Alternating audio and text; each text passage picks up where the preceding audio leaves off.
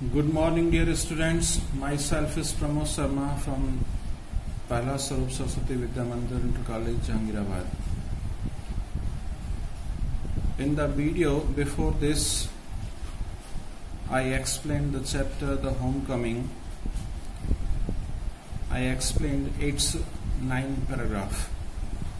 Today, I will go ahead from 10th paragraph, and I hope that you will have read the chapter, read the text at home and revised it.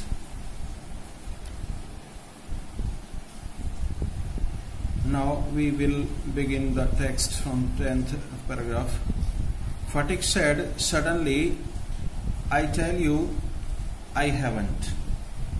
तो कहाँ बात चल रही थी कि फटिक ने अपने छोटे भाई माखन की पिटाई की और वो पिटने के बाद अपने घर पहुंचा और उसकी माँ ने फटिक से पूछा कि क्या तुमने माखन की पिटाई की थी। तो फटिक कहता है, फटिक सेड सडनली, फटिक ने अचानक कहा, आई टेल यू, मैं आपको बताता हूं, आई हैवंट, मैंने पिटाई नहीं की। यू आस्क माखन, आप माखन से पूछ सकते हैं। बट माखन थॉट, लेकिन माखन ने सोचा, it best to stick to his previous statement. Makhan ने सोचा कि अपने पुराने कथन पर डटे रहना, जमे रहना ही ठीक होगा। यानी जो बात उसने पहले कही थी कि फटिक ने मेरी पिटाई की है, उस पर ही वो डटा रहा। He said, yes mother, Phatik did hit me. हाँ माँ, फटिक ने ही मेरी पिटाई की थी। Phatik's patience was already exhausted. Phatik का जो धैर्य था, पेशेंस, धैर्य वॉज ऑलरेडी एग्जॉस्टेड, पूरी तरह से जवाब दे चुका था। He could not here this injustice. He could not here, वह नहीं सुन सकता था, दिस इनजस्टिस, इस अन्याय को। ही रस्ड एट माखन, वह माखन की ओर दौड़ा। And hammered him with blows, और ब्लोज, घूसों के साथ उस पर हथौड़े जैसा प्रहार कर दिया। टेक दैट, ही क्राइड, वह चिल्लाया, ये लो, घूसा मार करके कहा उसने, ये लो। एंड दैट, और लो, एंड दैट, और लो घूसा, फॉर टेलिंग लाइज, झूठ बोलने के लिए। His mother took Makhan's side in a moment, उसकी माँ ने माखन का पक्ष एक ही क्षण में लिया। एंड पुल्ड फटिक अवे, और फटिक को दूर धक्का दे दिया। Beating him with her hands, और उसको अपने हाथों से पीटने लगी। When Sphatik pushed her aside, जब फटिक ने उसको एक ओर कर दिया, यानी फटिक ने अपनी माँ को धक्का दे करके एक ओर कर दिया। शी शाउटेड आउट, तो वह चिल्लाई, व्हाट यू लिटिल विलेन, अरे क्या तुम छोटे दुष्ट। Would you hit your own mother, would you hit, क्या तुम मारोगे योर ओन मदर, अपनी ही माँ को। It was just at the critical juncture that the grey heard stranger arrived. ठीक इसी समय, इसी क्षण, that the grey heard stranger, वह हेयर यानी ग्रे रंग के बालों वाला जो अजनबी था, जो उसको कहाँ पे मिला था, नदी पर मिला था, जिसने पूछा था चक्रवर्ती कहाँ रहते हैं, वो उसी समय आ पहुंचा। He asked what the matter was, और उसने पूछा कि क्या मामला है। Phatik looked sheepish and ashamed, Phatik looked, Phatik दिखने लगा, शीपिस, भेड़ की तरह चुपचाप रहने वाला, शांत रहने वाला, एंड ashamed, और शर्मिंदा हो गया।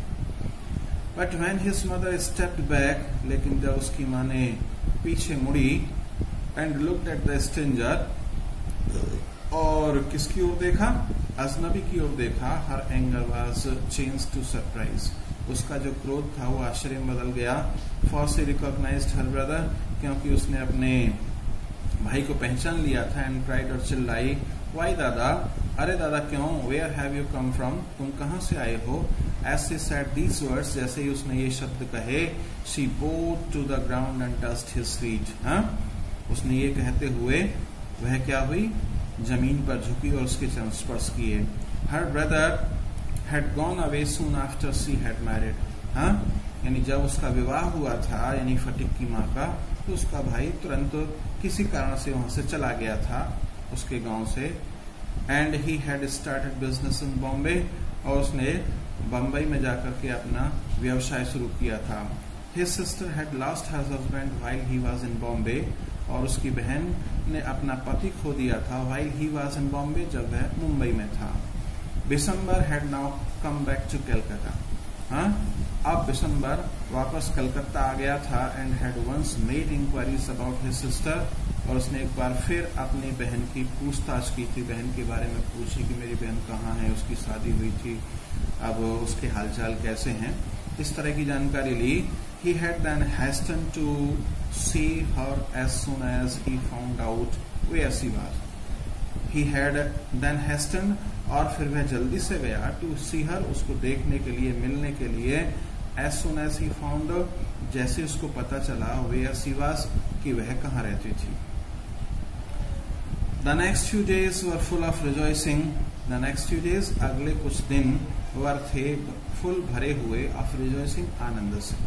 यानी उन बच्चों का मामा, किसका, फटिक का, और माखन का मामा, और फटिक की माँ का भाई अब उनके घर आ गया था, तो एक दो दिन कई दिन वहां पे रहा, इसलिए वहां पर क्या था, आनंद का माहौल था. The brother asked after education of the 2 boys. The brother भाई ने आस्क्ड आफ्टर पूछताछ की अबाउट द एजुकेशन, शिक्षा के बारे में, ऑफ द 2 boys, दोनों लड़कों के. He was told by his sister, उसको उसकी बहन के द्वारा बताया गया that Sphatik was a perpetual नॉसियंस, कि फटिक उसके लिए एक निरंतर परेशानी का सबब था. ही वॉज लेजी, वह आलसी था. डिसोबीडेंट, यानी आज्ञा न मानने वाला था. एंड वाइल्ड, और जंगली भी हो गया था. But Makhan was as good as gold, लेकिन माखन के बारे में उसकी बहन ने उसको बताया कि माखन इतना अच्छा है जितना कि सोना अच्छा होता है, सोने की तरह खरा है. As quiet as a lamb, और इतना शांत है जैसे कि एक मेमना. And very fond of reading, और पढ़ने का बड़ा शौकीन है. Bishambar kindly offered to take Phatik's off his sister's hand. Bishambar ने बड़े विनम्रता के साथ अपनी बहन को प्रस्ताव किया कि take Phatik's off his sister's hand, कि वह फटिक को कहाँ ले जाएगा, अपने साथ ले जाएगा. And educate him with his own children in Calcutta, और वह फटिक की कलकत्ता में अपने बच्चों के साथ शिक्षा करवाएगा. The widowed mother rapidly agreed. जो विधवा, विडोड का मतलब विधवा माँ, रैपिडली जल्दी से एग्रीड, सहमत हो गई. When his uncle asked Phatik, जब उसके मामा ने फटिक से पूछा if he would like to go to Calcutta with him, if he would like, क्या वह चाहेगा, to go to Calcutta, Calcutta जाना, विद हिम, उसके साथ. His joy knew no bounds, तो उसके आनंद की सीमा नहीं रही, असीम आनंद उसको महसूस हुआ. एंड ही सेड, और उसने कहा, ओ यस अंकल, अरे हाँ मामा, in a way that made it quite clear that he meant it. इस तरीके से उसने स्पष्ट किया, ऐसा अच्छा लगा जैसे कि वो वहां जाना चाहता हो. It was an immense relief to the mother to get rid of Phatik. It was an immense relief, बहुत आराम मिला था, टू द मदर, माँ को, to get rid of Phatik, Phatik से छुटकारा पा करके. यानी उसकी माँ भी परेशान थी फटिक से, और ये बात सुन करके, यानी फटिक से छुटकारा पा करके उसकी माँ को भी बहुत अच्छा लगा. She had a prejudice against the boy, वह लड़के के प्रति एक पूर्व आग्रह की भावना रखती थी. यानी उसके पास साथ पक्षपात का व्यवहार सा करती थी. And no love was lost between the 2 brothers, और दोनों भाइयों के बीच प्यार की कोई कमी नहीं थी. She was in daily fear that he would either drown Makhan someday in the river. She was in daily fear, वह रोजाना डरती रहती थी that he would either drown Makhan, कि वह या तो ड्रॉन, डुबा देगा माखन को, someday, किसी न किसी दिन, in the river, नदी में, और break his head in fight, या लड़ाई में क्या करेगा, उसका सिर तोड़ देगा, और run him into some danger or other, या उसको किसी खतरे में डाल देगा. At the same time, she was somewhat distressed to see Fatik's extreme eagerness to get away. At the same time, और उसी प्रकार से उसी समय she was somewhat distressed, वह कुछ परेशान भी थी, to see Fatik's extreme eagerness, फटिक की अत्यधिक उत्सुकता को देख करके, to get away, वहां जाने के लिए, यानी कलकत्ता जाने के लिए उसकी उत्सुकता को देख करके वह थोड़ी सी परेशान भी थी. Fatigue, as soon as all was settled, kept asking his uncle every minute when they were to start. As soon as all was settled, जब सब कुछ तय हो गया, फटिक kept asking, फटिक पूछने लगा, फटिक पूछता रहा his uncle अपने मामा से every minute, her minute when they were to start, कि वे कब जाएंगे, क्योंकि उसके अंदर क्या हो गया था, बड़ी उत्सुकता थी, बड़ा मन था वहां जाने का, कलकत्ता को. He was on pins and needles all day long with excitement. He was on pins and needles, यानी ये बात उसको चुभती रहती थी, all day सारे दिन, पूरा दिन, with excitement, यानी उत्तेजना के साथ, यानी कलकत्ता जाने की उसको इतनी उत्सुकता थी, इतनी उत्तेजना थी कि अब उसको दिन भी चुभने लगा था. वो चाहता था कि जल्दी से जल्दी कलकत्ता जाए. एंड ले away most of the night, और ले अवेक, जागता रहता था, मोस्ट ऑफ द नाइट, अधिकतर रात में. ही bequeathed to Makhan in perpetuity his fishing rod, his big kite and his marbles. Indeed, at this time of departure, his generosity towards Makhan was unbounded. क्या हुआ? He bequeathed, उसने क्या किया, यानी क्या कहते हैं उसको नाम कर दी, उसको वसीयत कर दी. bequeath माने वसीयत करना. to Makhan, माखन के लिए, in perpetuity यानी फॉर एवर, हमेशा के लिए. his fishing rod, अपना मछली पकड़ने का कांटा. his big kite, अपनी बड़ी पतंग. and his marbles, और अपने कंचे, यानी जो उसका खेलने का सामान था, मछली पकड़ने का कांटा था, वो सारे किसके नाम वसीयत कर दिया? अपने छोटे भाई माखन के नाम हमेशा हमेशा के लिए वसीयत कर दिया. Indeed, at this time of departure, his generosity towards Makhan was unbounded. Indeed, वास्तव में, at this time, इस समय, of departure, प्रस्थान के समय, his generosity, उसकी उदारता, towards Makhan, माखन के प्रति, was unbounded, असीमित थी. यानी इतना उदार हो गया था अब फटिक अपने छोटे भाई माखन के प्रति कि उसको नापा नहीं जा सकता था, तोला नहीं जा सकता था.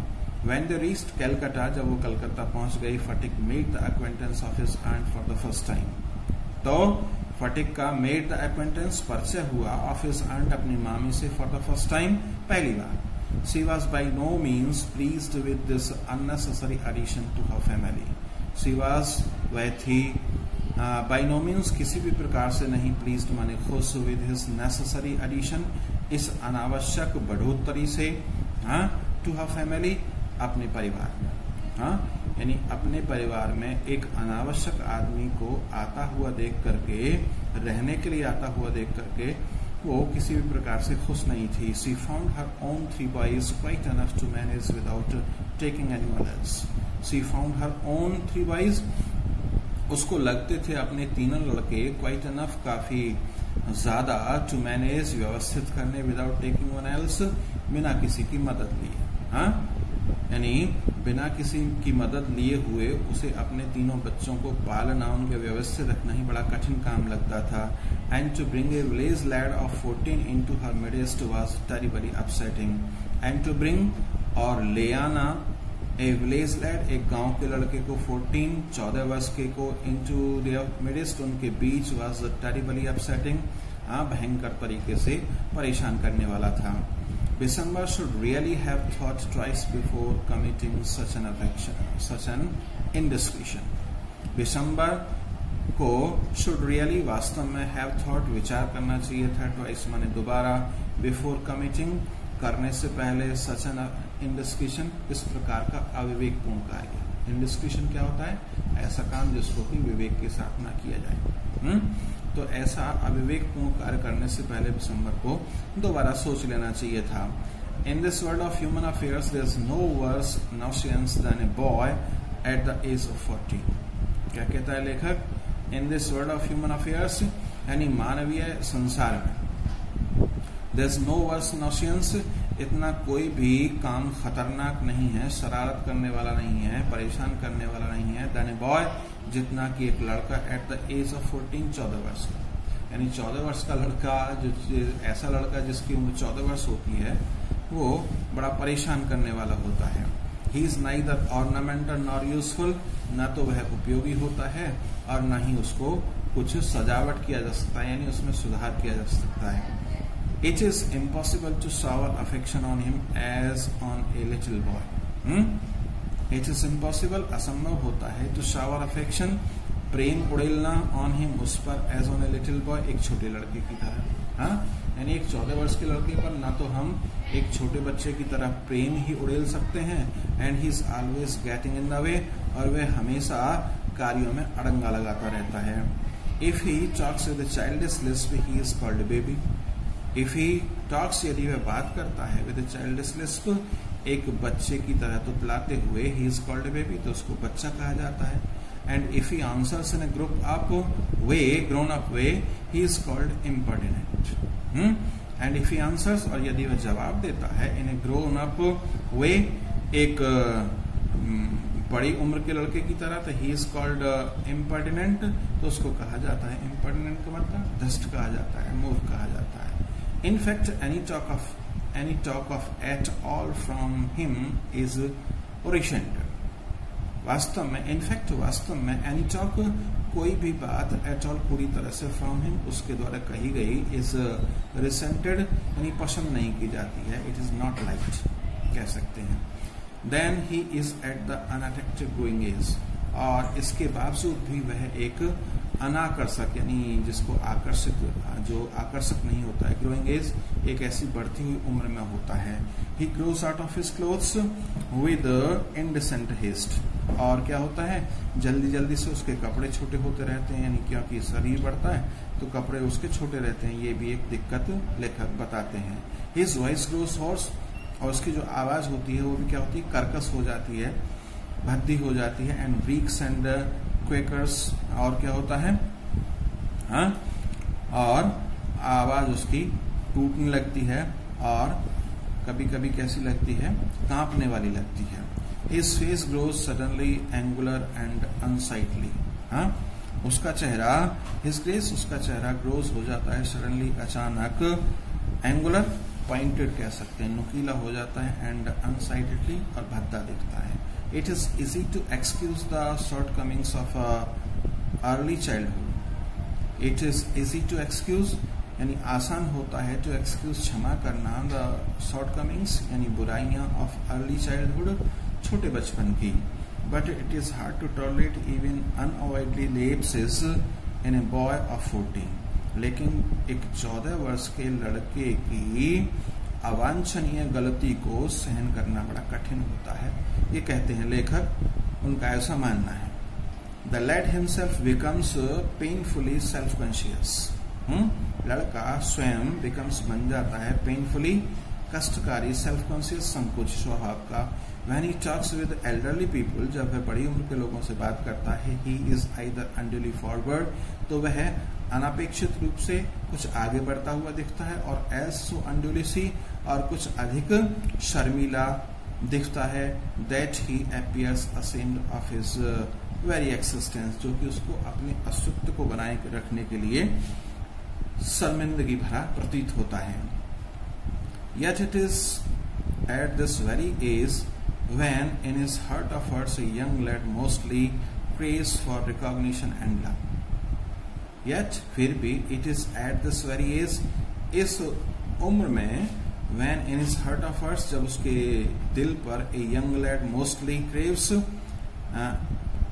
उसके दिल की बात को, यानी अपने दिल की बात को एक लड़का क्या करता है, उसको महसूस करने के लिए तरसता है, फॉर रिकॉग्निशन, अपनी पहचान के लिए, एंड लव, और अपने प्रति प्रेम के लिए। यानी कहने का मतलब ये हुआ कि इसी उम्र में एक लड़का अपनी पहचान बनाना चाहता है और अपने लिए एक विशेष प्रकार के प्रेम की इच्छा रखता है। And he becomes the devoted slave of anyone, and he becomes, और वह बन जाता है, द डिवोटेड स्लेव, एक समर्पित दास, ऑफ एनीवन, ऐसे किसी भी व्यक्ति का, हु शोस हिम कंसिडरेशन, जो उसके प्रति चिंता दर्शाता है, जो उसके प्रति लगाव रखता है। But none there openly love him, लेकिन कोई भी उसके साथ खुल करके प्रेम नहीं कर सकता, for what that would be regarded as undue indulgence and therefore bad for the boy.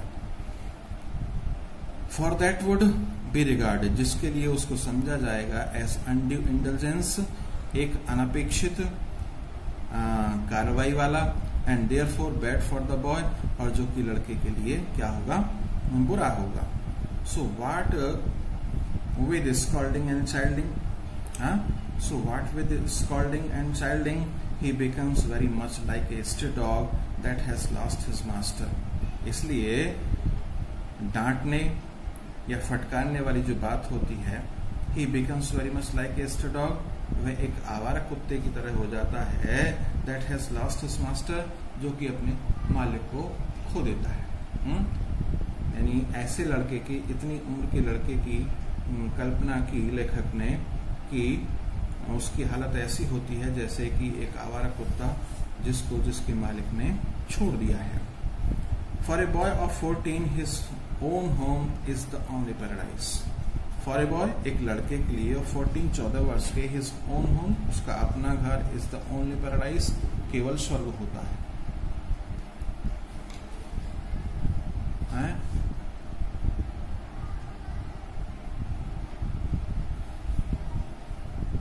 To live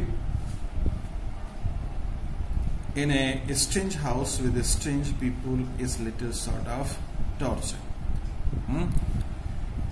ये दोबारा से देखें. फॉर ए बॉय ऑफ 14, एक 14 वर्ष के लड़के के लिए, his own home is the only paradise, उसका अपना घर ही स्वर्ग होता है. To live in a strange house, और एक अजीब घर में रहना, अपरिचित के घर में रहना, विद स्ट्रेंज पीपुल, अजनबी लोगों के साथ रहना, इस लिटिल सॉर्ट ऑफ टॉर्चर, एक प्रकार की यातना हो सकती है, थोड़ा सा कष्टकारी हो सकता है उसके लिए. while the height of bliss to receive the kind of looks of women, while the height of bliss, जबकि आशीर्वाद की जो ऊंचाइयां होती हैं उसके लिए लुक्स ऑफ वीमेन, महिलाओं को लगती हैं, and never to be slighted by them, और उनके द्वारा कभी भी उसका अपमानित किया जाना भी होता है. It was anguish to Phatik to be, it was anguish to Phatik to be the unwelcome guest in his aunt's house. It was anguish, यानी यह कष्टकारी था, पीड़ादायक था. टू फटिक के लिए, to be the unwelcome guest, एक ऐसा मेहमान जिसका कि सम्मान नहीं किया जाता, स्वागत नहीं किया जाता. इन हिज आंट्स हाउस, उसकी ही मामी के घर में, यानी उसकी मामी ने अपने घर में उसका सम्मान नहीं किया, इसलिए फटिक को लगा कि यह क्या है, कष्टदायी है, पीड़ादायक है. डेस्पाइज्ड बाय दिस एल्डरली वुमेन, और इस अधेड़ उम्र की महिला के द्वारा उसको हतोत्साहित भी किया जाता था. एंड स्लाइटेड ऑन एवरी ओकेजन, और बार बार हर अवसर पर उसको इंसल्ट भी किया जाता था, अपमानित भी किया जाता था. If she ever asked him to do anything for ever, इसलिए कभी कभी यदि वह उसके लिए कुछ काम करने को बताती, he would be so overjoyed that he would overdo it. He would be so overjoyed, तो वह इतना अत्यधिक आनंदित हो जाता कि वह उसको सीमा से ज्यादा काम कर देता, यानी हद से ज्यादा, यानी उत्तेजना में उसको काम को बिगाड़ देता. And then she would tell him not to be so stupid, and then she would tell him, और फिर उसको वह कहती थी, not to be so stupid, इतना मूर्ख न बनने के लिए कि वह मूर्ख है, ज्यादा मूर्ख के काम ना किया करे. But to get on with his lessons, बल्कि उनसे क्या किया करे, सबक भी सीखे. The cramped atmosphere of neglect in his aunt's house oppressed Fatik so much that he left that he could hardly breathe. The cramped atmosphere यानी तंग वातावरण में, कष्टकारी वातावरण में, of neglect in his aunt's house, अपनी मामी के घर में अवहेलना के, यानी उसकी मामी के घर में उस की फटिक की अवहेलना होती थी, तो उस वातावरण से तंग होकर के ऑप्रेस्ड फटिक, उस वातावरण ने उस फटिक का क्या किया, बड़ा दमन किया. सो मच, इतना अधिक, दैट ही फेल्ट, कि उसने महसूस किया, that he could hardly breathe, कि वह वहां मुश्किल से ही सांस ले सकता है. यानी अपनी मामी के घर में अवहेलना का वातावरण देख करके, अपनी ही अवहेलना के वातावरण ने फटिक को इतना परेशान किया कि उसने महसूस किया कि जैसे वह वहां सांस भी नहीं ले पा रहा है। He wanted to go out into the open country. वह बाहर खुले वातावरण में जाना चाहता था and fill his lungs and breathe freely, और अपने फेफड़ों में खुल करके हवा भरना चाहता था और स्वतंत्रता पूर्वक सांस लेना चाहता था। But there was no open country to go out, लेकिन बाहर जाने के लिए कोई भी खुली जगह नहीं थी। Surrounded on all sides by Calcutta houses and walls, वहां सब कुछ कलकत्ता के घरों और उनकी दीवारों से घिरा हुआ था। He would dream night after night of his village home. वह हर रात को अपने गांव के घर के विषय में स्वप्न देखता, कल्पना करता and long to be back there, और वहां पर जाने की इच्छा करता, लालसा जताता। He remembered the glorious meadow where he used to fly this kite all day long. He remembered, उसको याद आते, the glorious meadow, शानदार चरागाह, where he used to fly, जहां पर वो उड़ाया करता था अपनी पतंग, all day long, सारे दिन। The broad river bank, उसको वो विशाल नदी के किनारे, नदी के तट भी याद आते, where he would wander about the live long day, जहां पर वो पूरे सारे दिन टहलता था, घूमा करता था। Singing, और गाता था, and shouting for joy, और आनंद से चिल्लाता था। The narrow brook, where he could go and live and swim at any time. The narrow brook, और वो उसको छोटी छोटी नदी या नदियों के पानी के झरने भी याद आते, जहां पर where he would go, जहां पर वो जाता, and dive, और छलांग लगाता, and swim, और तैरता at any time, किसी भी समय he liked, जब उसको पसंद आता। He thought of his bond of boy companions over whom he was desperate. वह सोचता of his band of boy, उन लड़कों की संगति के विषय में, अपने साथियों के ग्रुप के विषय में, समूह के विषय में, जिन पर कि वो अपनी तानाशाही चलाता था। एंड above all, और सर्वोपरि, इन सबसे ऊपर, the memory of that terrain mother of his, और वह अपनी उस क्रूर माँ के विषय में भी यादें करता था। Who had such A prejudice against him, जो कि उसके प्रति एक पूर्वाग्रह की भावना रखती थी, समझ रखती थी। Occupied him day and night, जो कि उसको दिन रात कुछ न कुछ कहती रहती थी। एक kind of physical love like that of animals, यानी उसके प्रति जो एक प्रकार के जानवर के प्रति प्रेम करती थी। A loving to be in the presence of one who is loved, a longing to be in the presence, यानी उसकी एक तीव्र इच्छा थी to be in the presence, उपस्थिति में होने की, of the one who is loved, एक ऐसे व्यक्ति की उपस्थिति की जो कि उसको प्रेम करता हो। Inexpressible wistful during absence, inexpressible क्या होता है? अवर्णनीय, जिसका वर्णन नहीं किया जा सकता। विस्टफुली क्या होता है? उदासी के साथ। ड्यूरिंग एब्सेंस, तो उन सब की उपस्थिति उसको एक ऐसी उदासी लगी जिसका की वर्णन नहीं किया जा सकता। A silent cry of the innermost heart for mother. A silent cry, एक शांत चिल्लाहट, of the innermost heart, अपने आंतरिक हृदय से, for the mother, अपनी माँ के प्रति। यानी अपनी माँ को चिल्ला करके पुकारना चाहता था, लेकिन शांत रह जाता था। Like the lowing of the cow, यानी इस तरीके से जैसे कि एक बछड़ा अपने माँ गाय के लिए चिल्लाता है, रेंगता है। इन द twilight, उस गोधूली के प्रकाश में। This love which was almost an animal instinct, इस प्रकार का प्रेम जो कि जानवर अपने अपनों के लिए करते हैं। एजिटेटेड द सी, और बढ़ जाती है इससे क्या, एक श्रम जैसा वातावरण। नर्वस, लीन, अनकाउथ एंड अगली बॉय, और इन सब चीजों को सोच करके उसको वह क्या हो जाता था? शर्मीला बन जाता था, हताश उदास हो जाता था, वह दुबला था। अनकाउथ का मतलब गंवार भी दिखता था, भद्दा लड़का भी दिखता था। No one could understand it but it preyed upon his mind continuously. No one could understand, इन सब चीजों को कोई भी नहीं समझ सकता था, but it preyed upon his mind continuously, लेकिन ये सारी चीजें निरंतर रूप से उसके मस्तिष्क को शिकार बनाती रहती थी। तो इस तरीके से क्या हुआ, आपके ये यहाँ तक का पैराग्राफ हुआ। और मैं ये कहना चाहूँगा कि आप इन जितने पैराग्राफ आज हमने एक्सप्लेन किए उन सभी को एक बार रिवाइज करें, और इसको साथ के साथ रिवाइज करने से ये हमारा क्लियर भी हो जाएगा टॉपिक। अगले टॉपिक में जो इसके और पैराग्राफ बचे हैं टेक्स्ट के, वो एक्सप्लेन करेंगे। Thank you.